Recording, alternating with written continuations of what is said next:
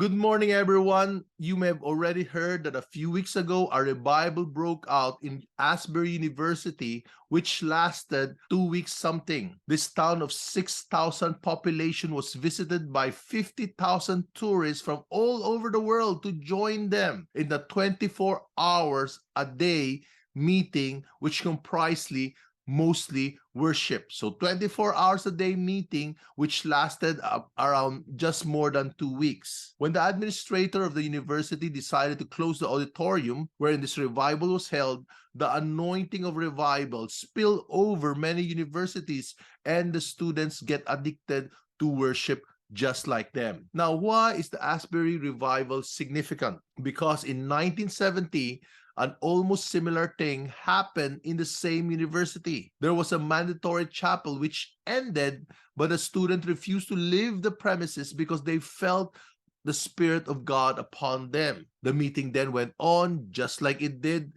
these days, 24 hours for many days. The timeline of the Asbury revival then was close to a phenomena in America called Jesus Revolution. Millions of young people were saved in the 60s and the 70s because of this movement. Incredibly, 5 years before, the Time magazine cover said, "Is God dead?" That's because no young people in America seems to be interested with God anymore. But because of this revival, the same magazine, Time magazine, covered now entitled Jesus Revolution. In the 70s, there's Asbury Revival. On the same timeline, there was Jesus Revolution, a Jesus movement revival.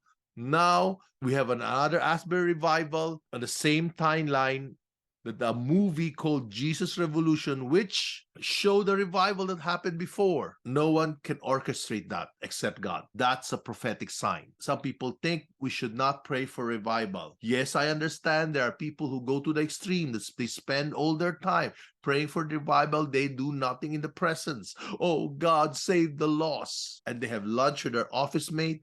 They're not saved every day and wouldn't even drop a hint that they are a Christian.